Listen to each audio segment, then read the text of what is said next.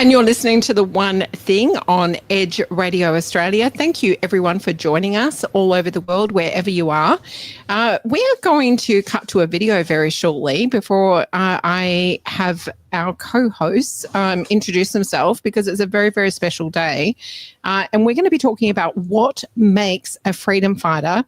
And our special guest, Scott from Scorpion Media Group, proudly calls himself a freedom fighter, not the freedom fighter, one of the freedom fighters. And it's very good reason, because he's dedicated countless hours directing a full-length documentary to capture the untold stories of Perth's freedom fighters, which we will be talking about in a little while. Beyond that, his history of standing up against injustice where others remain silent speaks absolute volumes. He's a very humble man, you will find, when he gets to speak. And in this episode, we're going to lift the lid on topics such as, was Scott born a freedom fighter, or did life's challenges shape him into one? What are his thoughts on JFK and his legacy?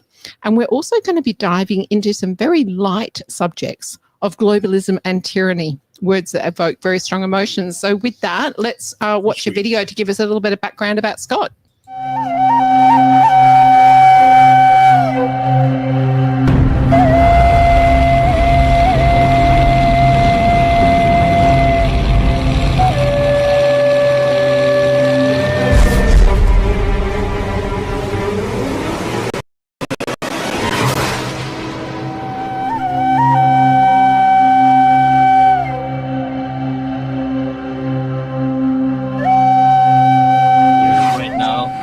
Fighters, and we're also from Patuli Army, and we have mixed nationalities here. Some are Burmese, some are Korean, some are all mixed, but we are all brothers. Are we brother? Yes! Are we brother? Yes, we are brother! This is a drone. I believe the name of this drone is Butterfly.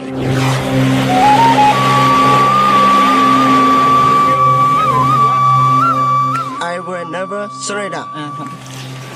Lekone PTA, lekone Patuli Army, Waganyo, Akuna Pawada, Dido Bapopasa. I think I'll see if I can hitch a ride with these guys.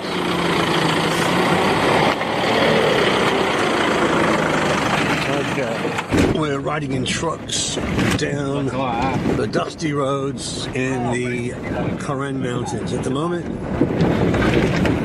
And I've got a truck full of soldiers in front of us, a truck full behind, and you can see that the guys directly behind me in this truck are our security detail.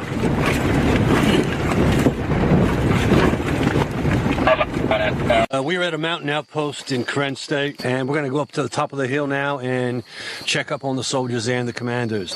Recently, the Burmese forces, Burmese ethnic people, have left the central lower Burma, and they've joined ethnic armies.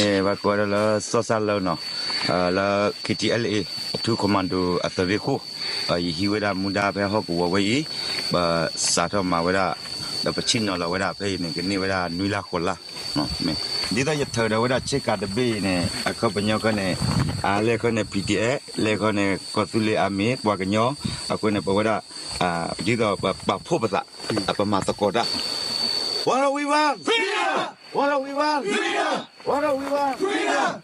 Well, we're just leaving the one of the outposts, and these were the soldiers are just moving up to another outpost here, and on the journey goes.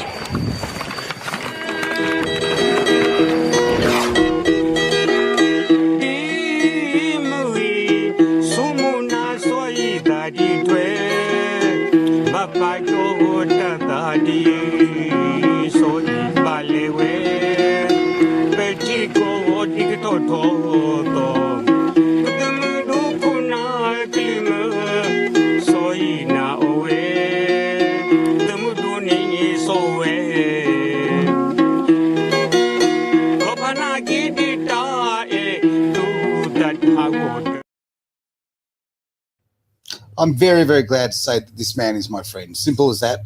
To have a freedom fighter who actually gets out there, gets into I don't know, the down and dirty of the world. Be there in Burma, mate. I'm very impressed with what you've done there. Really. No, look, someone's got to do it, right? Someone's got to do it. Yeah. Well, you know what? So many just stand by and actually don't do a thing.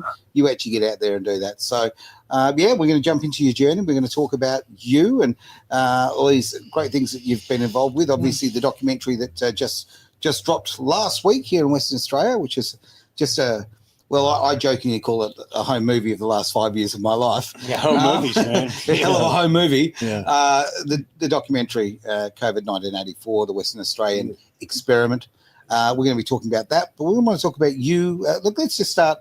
Where were you born, mate? You've got a funny accent.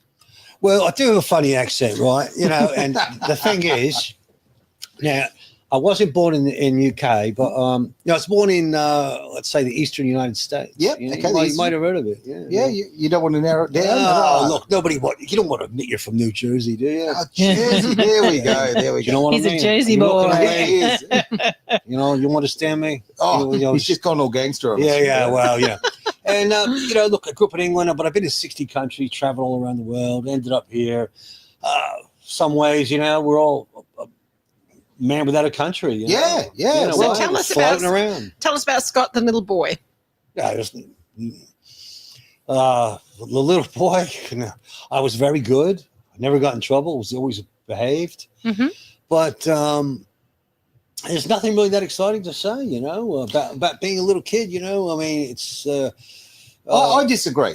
I'm going to say this. Mm-hmm. I think from when you were a child, your rebellion was there. Okay, I'm going to guess you were not a kid who, did exactly what the narrative no, I probably was. didn't. No. Yeah, look, I probably didn't.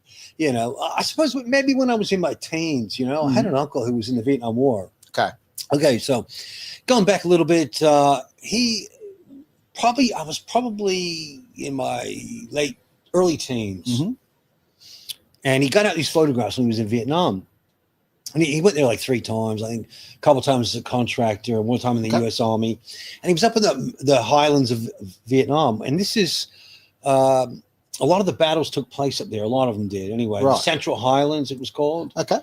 So it's in South Vietnam basically in the mountain areas on the west. Right. Okay. So the border's Cambodia and the north a little bit Laos. Right.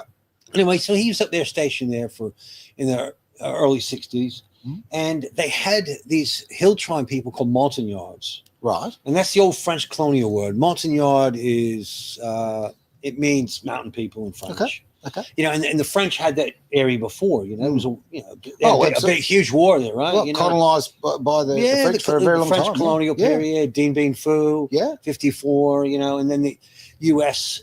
period, the U.S. war came later, right after that. And so he showed me all these photographs of these guys in camo suits and carrying, weapons and they're working with the U.S. Special Forces and the CIA originally. Right.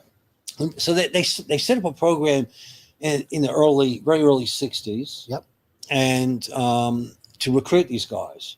They had in Laos, we had a lot of Hmong, which is a HMONG, it's a right. And for the Montagnards themselves in Vietnam, there was approximately 40,000 at any one given time fighting with the South Vietnamese army or the North and the American army against the communists. Okay.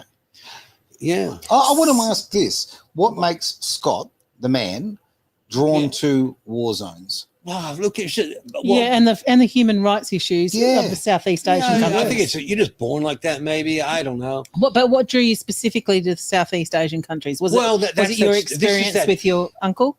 That's that story of that. Yeah. She showed me those photographs of these guys, and later on, like 40 years later or something. Who's counting the years? But years later, I was at law school and I went, whatever happened to these people? Yeah. Okay. I had these old black and white photos in Montagnards. There wasn't much in the media. Sure. So I started doing a little bit of digging. And this is going back 25 years ago. And I looked at and I found that some of these guys kept fighting the Vietnam War after 75. So some of these Montagnard guys, they said, we're not surrendering. Sure. They're real freedom fighters. Mm-hmm. And they continued to fight and they surrendered 17 years later. Wow. I In didn't realize it was that long. Cambodia, in eastern Cambodia, Okay. they surrendered, and the U.S., the UN UNTAC forces in 1992, it's 92, 93, Okay. they flew these guys to North Carolina. So there was like 400 of these guys still fighting the Vietnam War. And so I contacted these guys, and they asked me to come work as a political lobbyist for them. Right. I became friends with them all, still in touch with them. So you'd finished your law degree by then? No, I just started the law degree. Yep. And then, but during it, sort of toward the end of it, you know, it was more interesting basically doing that than the legal profession. So is that when your love of media came to the forefront? No, or not really. No? It was all on the go. Yeah. You know, I did do a documentary. I said, look, I'm going to try to help these people. Nobody's ever heard of them. They're very small. But now there's like 20,000 of them living in North Carolina, in other parts of the states. But North Carolina is a huge population of these hill tribe peoples. And there's a bunch of different ethnic groups there, but they're all generally called this term Montagnard. And they're still suffering today. Wow. So we're looking at we're looking at near on 60 years. We're looking at 60 years. We are. And these guys kept fighting. And one of my good friends, the last battle they had was in 91. Oh, sorry, 91 or 92. Actually, I think it was 91. Okay. So and then I started. You know, it got me in the arena, the geopolitical arena with let's say.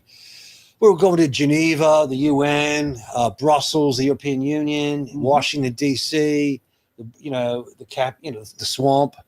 And, you know, basically I learned that, you know, and I got to tell you something. I thought that I was a little bit realist. I knew things. Sure. A little bit wise. How old were you? I was in my probably 30s. Okay. Oh, yeah, I think we all think that when we're in our 30s. You know, we still think that. Yeah, I thought that at 18. I've been proven wrong. Yes. But yeah. So what was the reason that you decided that you weren't as wise as what you thought? Well, you know, I realized that the whole setup is a lot of bullshit. Yeah. That the entire global institutions, nobody really cared about him. You know, and I always had figured it, some of it. But if we look now at this stuff with the shady deals with USAID and dishing out the money, and the global establishment, it dishes it out. You know, look, when you think about it, what was it? $300 billion went to Ukraine. Yeah. Nothing went to human rights issue. What did it achieve? Yeah. Honestly, Scotty. Well, what it achieved was a corrupt type thing. Assange said it was money laundering years ago. Yeah. And we see this same thing. You know, did that money really go there? A lot of it's missing. Look, Ukraine, they give it there, and then what does Ukraine buy weapons back from the military-industrial complex? So there's all those questions.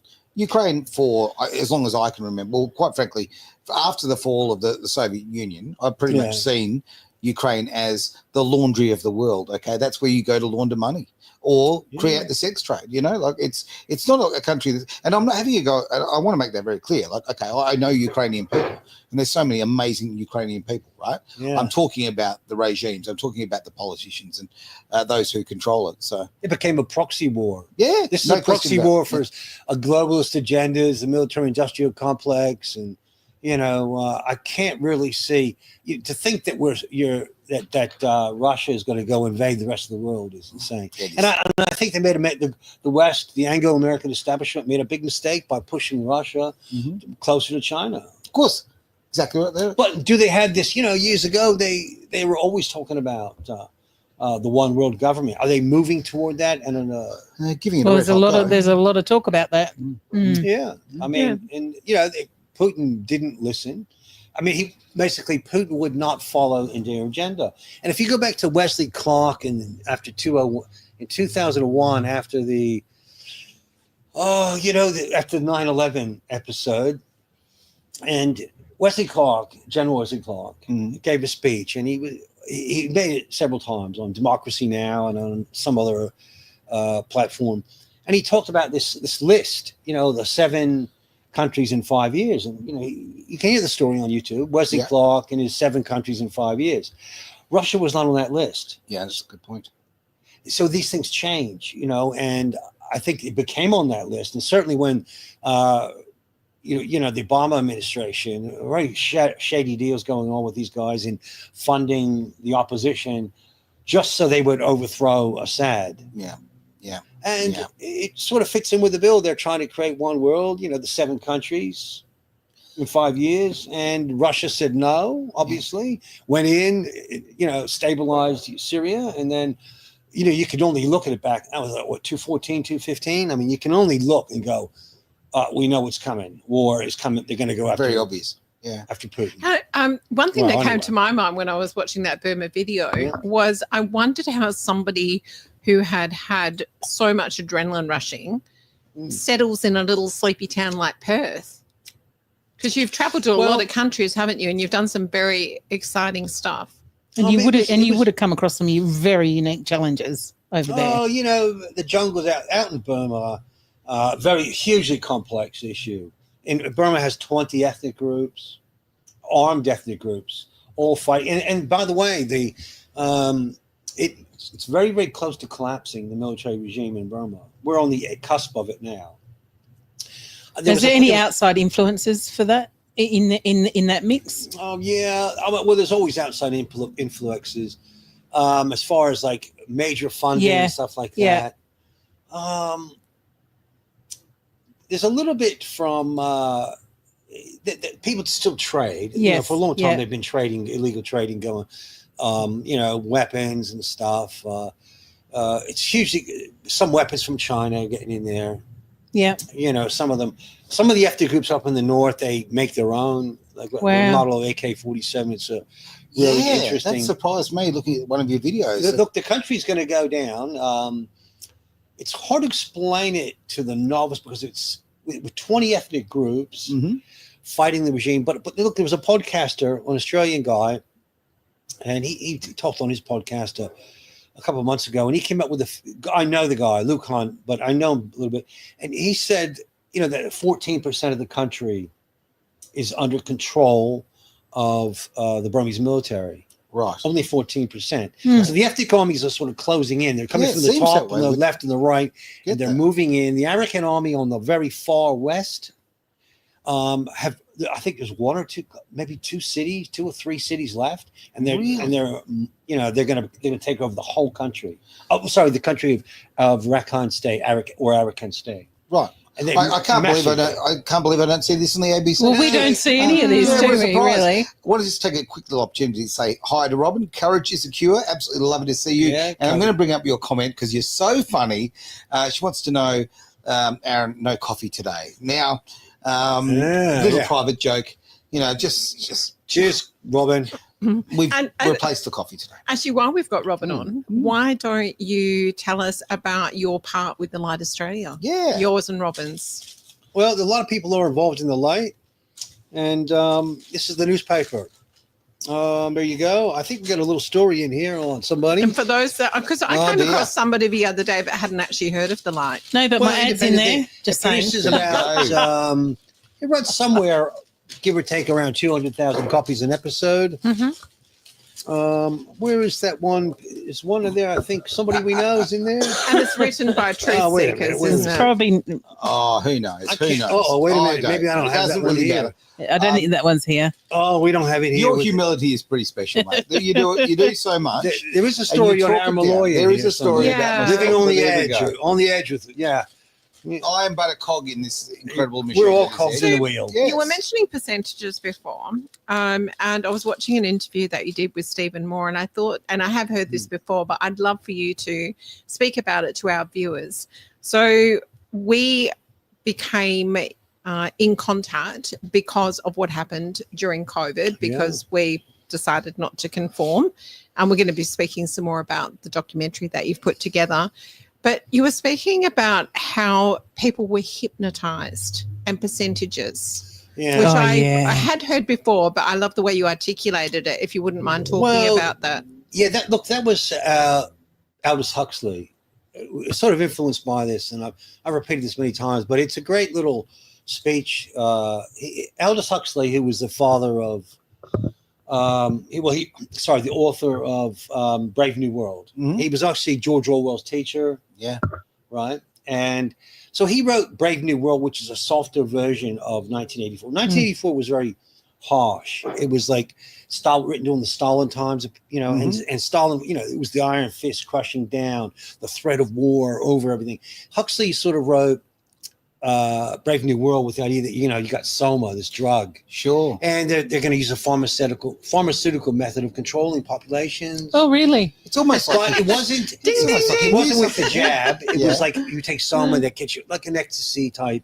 Gotcha. It just makes you hot. You know, you don't worry about anything. You're all happy. You take a drug. Okay. Right. And a dictatorship without tears, he says they're moving towards. sounds great. You know what? It sounds almost like you'll own Control. nothing and you'll be happy, right? Yeah, you'll own nothing. I mean, that's a great communist saying, isn't it? You'll own nothing and be happy. You just rent everything. So what about the hypnotism though? There was a so he gave a speech at Berkeley some years ago. And you can check it on the internet. It was Berkeley, California, and you know, he's got his English accent. He was, well, you know, I'm giving this speech about hypnotism, and he talks about hypnotism, and you know, and how 20% of the population are hypnotizable. Yeah. Readily hypnotizable, and the other side, 20% are not hypnotizable. And then there's swinging people. And then there's people. Then there's that. Well, there's that 60 in the middle. Yeah. But he was applying it to many different things. You know, it's government controls, it's marketing. Marketing plays a huge role in that. He talked about the newspaper when they used to buy records. This is going back probably the 70s and 60s, whatever. But you know, when you used to get records and they would send them out to you. Yeah. Do you remember those record clubs? I do. There was record clubs and book clubs, and I think tapes were in there as well. Yeah, well, you had to be an old bastard to know about it. Yeah, You know, we're all old bastards. We're all bastards. We're all old bastards together. Were you ever in a record club? No, I bet he was. I was. I absolutely was. So what did they do? They sent them out to you? They said I'm not that old. It was CDs. Yeah. Okay. Right? They sent me CDs. And if you don't send them back, then you have to pay for them. Yeah, so this is about 20% of the people are just going to get these things, and they're just going to buy them and take whatever. You send them all out, and then 20% will reject them all, right? And then but the other ones they got to work on. You got to market, coercive, and that's what we get in society. If you look around, they were talking about the politicians. We got to get 80% of the people done because that 20% are going to say no. Yeah, that's all you see in the letterbox these days. That's right. Yeah, that's right. It's political. Jargon. Is there an election coming up? I don't know. You'd almost think there would be, right? Because every single time I put on any social media, it's there. It is there. So, can I ask, because I really do want to talk about this documentary. I know that you're a very, very humble man. Well, that's true, but it is true. You are very humble. So, when you were out filming all of these segments, were you thinking at the time, one day I'm going to make this into a documentary? Did that cross your mind? Subconsciously, yes, it did. You fibber, you told me straight out, right? Right from the very beginning, I'm going to do it. No, I'm only teasing you, but subconsciously whack the cameras on people. 80% of the documentary captures the Perth experience. You know, I mean, there was somewhere between 38 and 60,000 people in the center of Perth. Okay, so that's a good segue. Really? Is that a good segue? That's a good segue. Oh, and now this one is the one with Kylie. Yes. Well, apparently Kylie and there's amazing people that just stood up. She wasn't planning on doing that apparently, and on that morning, apparently said, "Yo, can I say something?" And they let her get up there, and it was a very powerful piece. There was people. Yeah. It was. I'll tell you, mesmerizing. I'll tell you. She was struggling. She was really struggling, and was she going to do it? Was she not going to? There was a lot of fear about it. I don't know why, because and I'll explain something a little bit about myself to explain this further. Before all this, I don't think I was a big natural hugger. I wasn't a big physical contact guy. All that kind of carry on during all of the pandemic. I don't know about that. But I hug everybody now. But where it's coming from is I remember this. I remember this distinctly, and Kylie was looking really frightened. Oh, when I say she looked frightened, she was physically shaking. Nervous or something? Massively shaking. Like, who wouldn't be? Yeah. And I gave her a big cuddle, like I bear hugged on, right? Yeah. And we just had a little chat, okay, boom, boom, boom, got together. And she went out there to do this, and this was one of the most powerful things. And this is things. only a clip, I have to say. It was quite long. So if anyone wants the full version, we can pop it in the bottom of our comments. You do not disrespect good, decent citizens who want choice. And you touch our children and you get between a mother and her child and you will not know what fury is.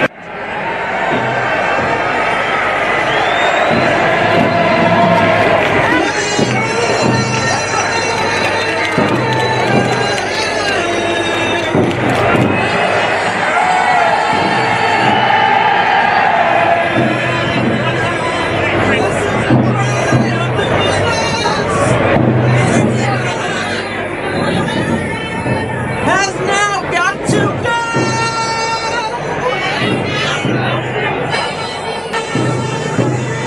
This is a crime for the children.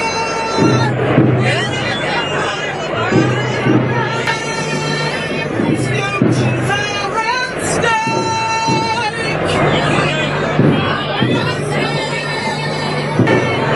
What kinds of history? What kind of history? Will you participate?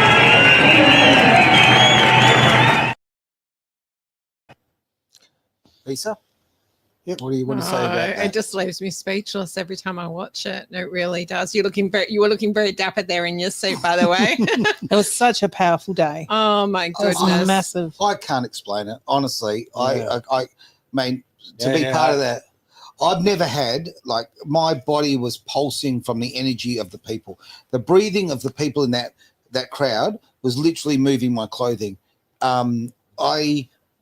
That's the first time in my life I've actually felt nervous. I couldn't believe it. My leg started to move. Kylie was amazing, and the energy that was there when she walked up was out of control, and then she just took it to 11. Yeah, she's a phenomenal human being. She actually accepted Leanne's and my invitation to come to Kings Park to one of our business meetings under the trees. It was over a year ago now, wasn't it, Leanne? Oh, yeah. And she actually stood in the middle of Kings Park and sung that song for us. And that was really, really special. It was just, it was incredible. Very special. Yeah, up there and but there was only 5,000 people there. Oh no, just 1,000. Ask ABC. Around 1,000 people. Okay. Yeah. And again, I will say it till the cows come home. The official police figure given to me was, right, as there to coordinate safety. They said they do not count what was spilling into either mall, so into Murray Street or into Wellington Street. So just there in the middle, police calculations was 57,500. Wow. Right. The biggest. Well, I can tell you, it was hot because people were like this, jammed in. Yeah, absolutely. It was an amazing event. Yeah, and Robin says it brings tears to our eyes every time. I think it will. So I think it will forever, Robin. It really will. And to just see placards. My sister actually got interviewed. I don't think I've ever told you guys this before, but she walked away from Silver Chain because she wouldn't take the jab. And a news reporter came up to her, an MSM reporter, and she let them have it, as my sister does. But of course, when we watched it on the news later on, there was nothing that she said. Would you like to talk a little bit about that, from your perspective with the mainstream media? The bullshit media. Yeah. Sorry, I had to put that in. Well, I mean, we can see that in Australia, it's really, really shocking in the sense that very few, nothing of the mainstream media gave any common decency. What happened to the Anzac spirit, the resistance? Yeah. I know so many people who were in the military circles who are no longer believers anymore. Oh, wow. Police, military, many guys who are veterans. And not believers of what, Scotty? Oh, they don't believe in the system anymore. No. Yeah. Yeah, they're like, and then again, they say it was all waste. Their service. We had It's growing sad. up. We had such a great. There was such a great camaraderie. There was everything happened. And slowly all this stuff infiltrated really sneakily into everyday life. And it just all of a sudden it appears, right? Does. You don't even realise that it's coming in from all angles. I was having a conversation with someone today. We used to be able to go out hunting, go out shooting with your 22. You'd go, like Dad would go out shooting and stuff like that. But you can't even do that if you own a farm anymore. You have to get special permits in. Oh, that's right. Okay. So they've in the last few days, that gentleman was found guilty of putting a bridge effectively on a dam on his own property here in Western Australia, right? This authority control that we suffer from in this country. You know what? We are the country of the Eureka Stockade. We're the riffraff of the world. We're right? supposed to be the Ned Kellys. Damn straight. And this is why more people need to stand up. Yeah. So what makes a freedom fighter? Why is it so few people stand up? I think it goes back to the 20% thing, and we've had we've had this pumped in our brains. Western societies, if you look at Western Europe and Eastern Europe, you see a dramatic shift. And Eastern Europeans, and I can tell you what, pretty much it's the fact that they experienced communism, they experienced tyranny. Yep. And look at Serbia. My hat's off to the Serbians. God bless them. God bless Serbia. Yep. 20% of the population took the jab, and there you go, apparently. Wow. And I've heard this from many, many Serbian people, but it's probably the same way in Croatia and the other neighboring countries. Poland is probably less. Hungary for sure. What do you believe the statistics are in Australia? Because you hear a lot of people got to hear, and we look Western countries, England, America. Look at the crap that we got. Okay, here's Australia. The health minister, she's still in charge. That one over in South Australia. Don't touch that football. Yeah, I mean the league. We had people here. There was a police officer, Chantel Urin. Do you remember her? No, I don't. She almost died. Was in intensive care during the rallies. Yeah. So what name? Chantel Urin. Okay. Uren. Yeah. Okay. A beautiful lady, right. And she was hospitalized. And the West Australian wrote articles about her, pretty nasty ones. But then you saw Gerard Rennick speaking about her and what happened to her. Oh, she almost died from the jab. She was like in her 30s. I remember now. Yeah. And she was, and when she went to the vaccine safety clinic, they tried to convince her to get another one. I know. While she was there, like, this is the intelligence. People lost their brains. Didn't they? They're still, they can't pump it out. It's like they're brainwashed. I look at it this way. Insane. My entire life, a bit like you, Scotty. I looked at life and I thought, I used to look at a particular period in 30s, in Europe, in Germany, and I think, how did that happen? How did an entire population turn the other way and allow that those phenomenally disgusting actions to take place, right? 20% of the population agree with whatever the government tells them. But now we know. Yeah. Now we've seen it. We've seen it firsthand. We actually understand it. Yeah. It's disgusting. And in the West, we've become that they've dumbed us down. They've turned us into, it's the Western societies are losing their identity. And the globalist hates nationalism. They hate family. They hate tradition. They hate religion. So they can destroy all these things, make you malleable. So you a Trump fan? A Trump fan? Put it this way, I'm definitely not a Biden or Kamala fan. Hang on a minute. Let me just. Am I a Trump fan? Yeah. But look, don't misinterpret that as being. We got to save ourselves. Of course we do. Yes, and, exactly. There's things about that blow your mind as well. Look, when I saw, look at the corruption that's been on. If this is true, now we have to assume there's multiple sources out there. RFK are talking about it. The billion, where's all the money gone? Yep. I mean, it's phenomenal. They're ripping off our taxpayers and funding all this globalist garbage. And they are garbage. Weakening society. They are garbage. They don't have any ethics whatsoever. There's no empathy. There's no caring about. I judge society by how they treat the most vulnerable in society. They view us as they're a corporation. They view the world as a corporation. They're moving pieces around. Did you get some good comments there? Yeah, and look, hopefully things are going to happen. But with look, there's some things there that make me a little bit concerned. There's all these, the foreign wars going to continue. But I think if we look at it, there's a lot of good things happening. Enjoy the moment. Great point. We're gonna enjoy this moment. Yeah. I don't know. I want to ask a question about all the filming you did in Perth. Was there one in particular that really stood out for you? One that really tugged at your heart or stood out the most? Well, that day was big. Yeah. So a lot of the individual things that happened, because I heard a lot of stories, and so I've heard many stories of heartbreak and people suffering. I look at the the injuries, and are they still coming through now? Yeah. Apparently, it's personally, I only see what's on the media. Independent media, whatever. But yeah, I'm on some of the groups. I was at a thing a few weeks ago, maybe 3-4 weeks ago, and someone came to me and said, my girlfriend died from the jab. Oh no! And I said, well, how do you know? I go, well, they got TurboCare. They believed it. And they said that. There's a lot more. There's a lot more of those things happening out there. A word of hope. I think people are. Another lady said to me 6 months ago, and I used to go to a little cafe, and I was sort of regular there, and she said, I thought that you. She told me this 6 months ago that I thought you and another guy named Vince.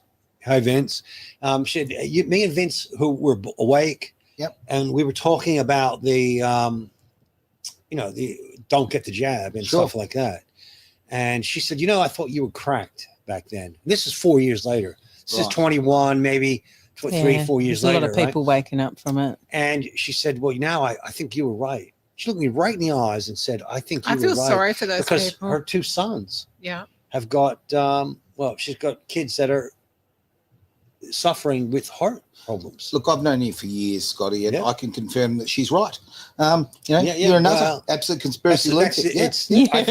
Quite frankly, I would agree. This is why he's on the couch.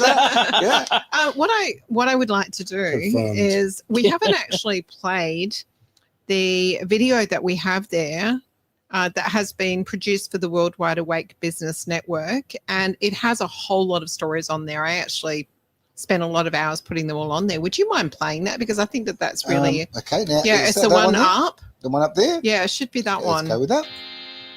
Trust in me, remember who you are, guiding, remembering the spark. Care for me, you're the only one who can.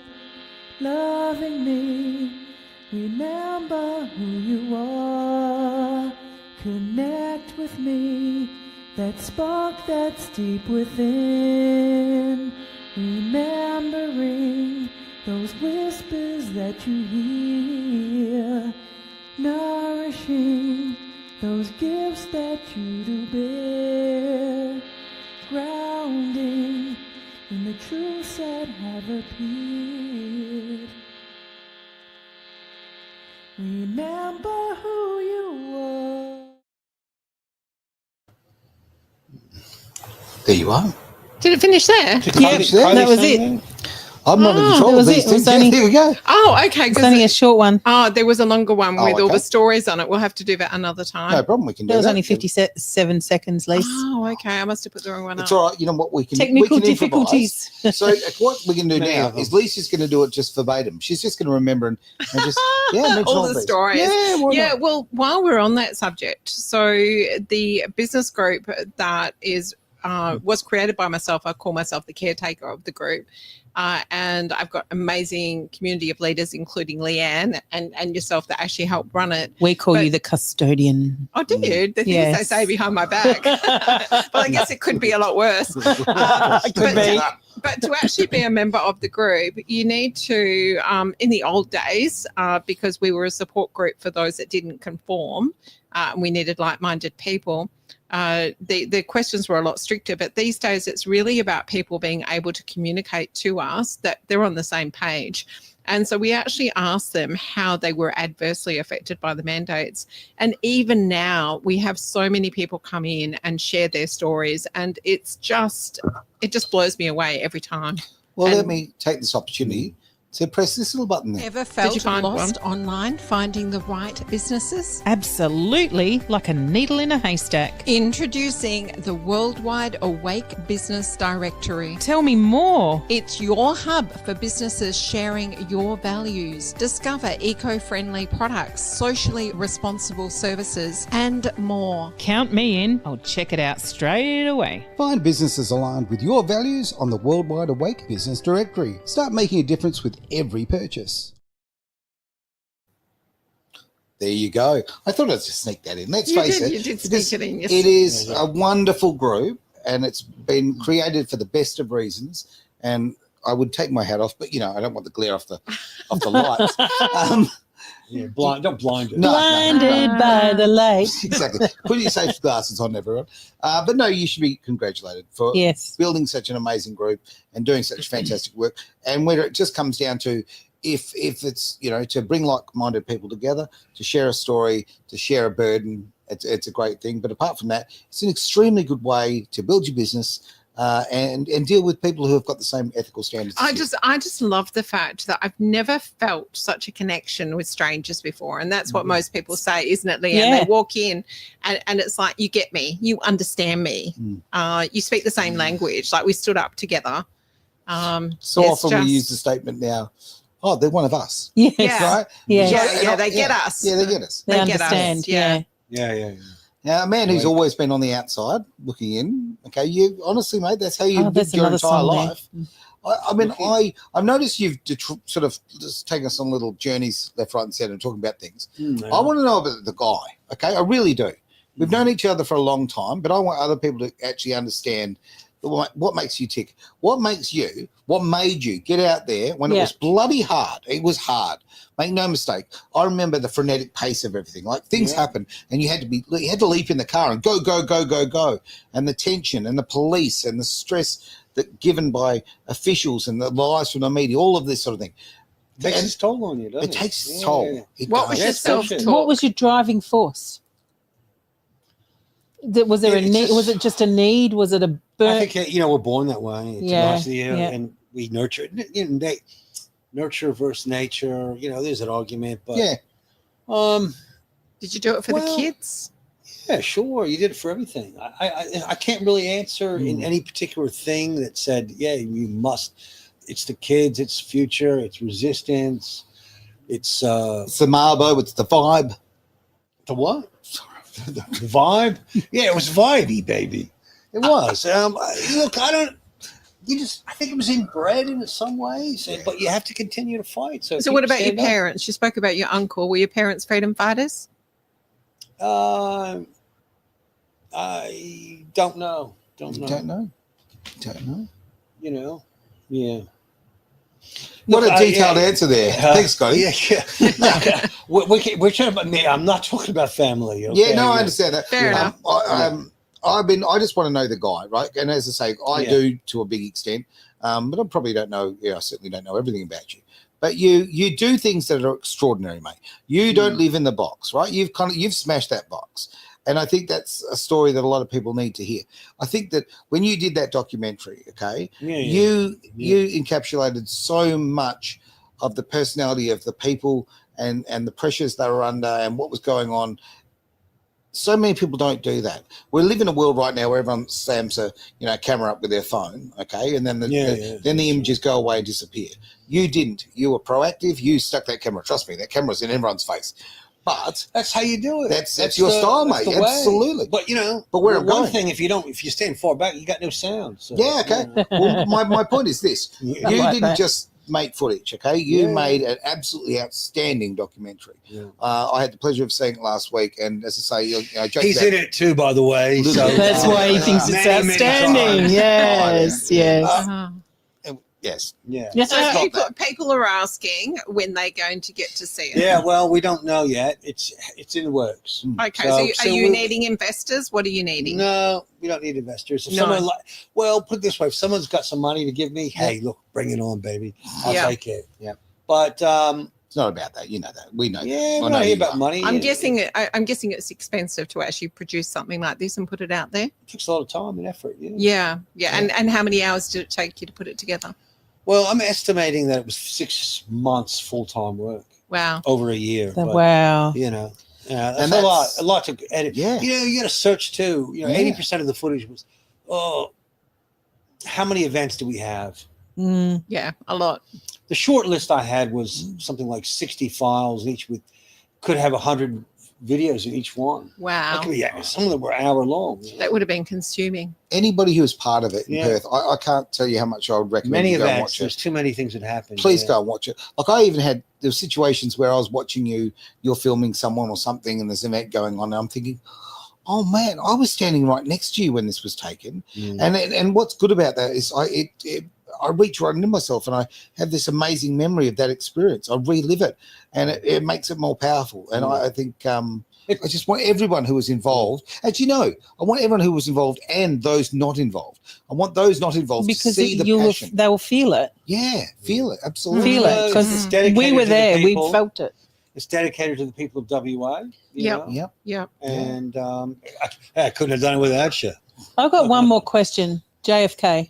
JFK, okay, yeah. Well, that's the end of the show. Because that was one of the lists. That was one of the ones that we actually said. So. Yeah. Well, look, you know, I did look at that for a couple of years. Yep. Studied it. I had nothing better to do in my life. But you know, if it just recently, I forget her name, the lady who's handling this said there's 2 shooters. Yes. Yep. You know, there is a massive cover up. We know that. Yeah. I'll project my theory to you. I'll tell you what it is. Go for it. I think we got to be a little bit careful that, look, they've had 60-something years, over 60 years, to scrub things. Mm-hmm. But, you know, apparently there's lots of documents in there. If they have, you know, and I hope that we're not being gaslit and that they come up with some crazy theory. Oh, they planted evidence, whatever, you know, the deep state, put some evidence in there, blaming something that completely, oh, yeah, there was a conspiracy, but it was like, so that's a possibility that could happen. And we never get rid of it. But I will tell you that I believe that Lee Harvey Oswald didn't kill anybody that day. Right. Not one person. He was a patsy, as he says. The reason he went to Russia, defected to the Soviet Union, was he was working as a spy in the mole hunting unit under James Angleton. Not as a waitress in a cocktail bar? No, he was not a waitress in a cocktail bar. Okay. And he was a spy connected to more than likely the James Angleton, and they were mole hunting. There was a Russian spy that came out, a defector. Right. That came out some years. I think his name is Senko, but I could be wrong about names. But there was a couple of these, and they say, "Look, you guys got somebody in the CIA as a mole giving us information." So they were mole hunting, and they were sending false defectors. It was called the false defector program. There was other ones too, and they sent these false defectors over there. So Lee Harvey Oswald had a bunch of different aliases. They recalled him back, and now when he comes back from defecting in the 1950s, think about this: what do? Did they arrest him? They give him some money and say, "See you later." He enjoyed a little time in Mexico, you know. Well, no, they don't even know if he went there. That stuff about Mexico City is whether he went there or not. They set him up. He didn't go. I think the big problem happened was in Dallas, November 22nd, 1963. He got out of that building alive. Wasn't supposed to happen. Wasn't supposed to happen. Yeah. Whether he was on the 6th floor, 8th, wasn't it? No, 6th. Okay, see, there you go. I'm so old. He's apparently on the 6th floor. Okay. But there was 3 ladies. I mean, there's so many things. If you go through, scrutinize all the evidence, there's hundreds and hundreds and hundreds of these things that don't add up. Yeah. Now, the mafia connections, just bear in mind that the mafia connections is not the entire mafia of the United States or anything linked to the Cosa Nostra in Naples or Sicily or whatever. They're franchises. Yeah, they're franchises. It was a military group. It was the mafia guys who are the main suspects are the same ones involved in the Bay of Pigs. So I think the key example is that the key to this understanding it is the Bay of Pigs guys. They were the operational guys on the ground. I think so too. When the Bay of Pigs collapsed, Kennedy was seen as probably the straw that the military-industrial complex. I think other people were in play. Lots of other got together. And he was a risk to national security. Yeah. They viewed him as a risk. They did. He had direct contact to Khrushchev, many aspects of this.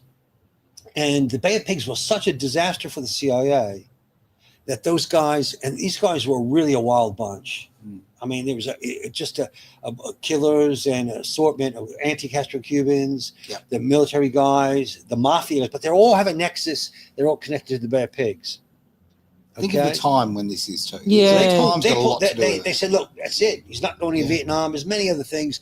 There's the Israeli connections. There's lots of things. The Vietnam War would not have happened had Kennedy lived. Not, that's the general consensus. Yeah, it's probable that they wouldn't have. You know, he was. If you're changing the entire Cold War policy, you know, you're going to cop. The military said, look, you're talking to Khrushchev. Simple as that. You go open dialogue. There's nobody in between. It's just direct line. Yeah. So I think we're going to find elements that Leo Hillel was not wasn't a shooter. Sorry? He was not. He didn't shoot anybody that day. He was a patsy, as he says. And Jack Ruby and them, they knew each other. Yeah. Jack Ruby was involved. He was part of that same mafia group. He died mysteriously. There was one interesting statement. But I think also they might be afraid to release this information. Look, people could probably handle the fact the CIA did it. Maybe, you know, probably. But if they were killing other people, and if it opens up a mechanism that, hey, we have a mechanism where we can kill people on our soil who are defectors or considered national security risks, that could open up bigger things, more problems for the government, deep state. Completely agree. We're going to have to end the show. Yeah, we're going to go. It's a bit of a shame. That was he just cut it off right there. We're coming to the JFK story, and he cuts it. Well, he'll have to have his own show. I think so. Conspiracy theorist there. Get comfy, mate. We're keeping you, right? What are you working for, Aaron? Thank you so much for accepting. Thank you. Hey, God bless our everybody. Invitation. Freedom. Yeah. Death to the New World Order. Get on YouTube, do the old liking, subscribing, all that sort of thing. Yeah. While you're there, also have a look at the fantastic conversation that you actually had with Stephen Moore. That was fantastic. Just a couple of weeks ago in preparation for the doco. Mate, it's just a pleasure to have you, and I'm going to leave the last words to these two lovely ladies. Can I just say one last thing? Oh, yeah. Just like, as the world burns, like, share, and subscribe. Share, and subscribe. And we will also be putting the links to Scorpion Media and the other ones as well. So, and when it does come out on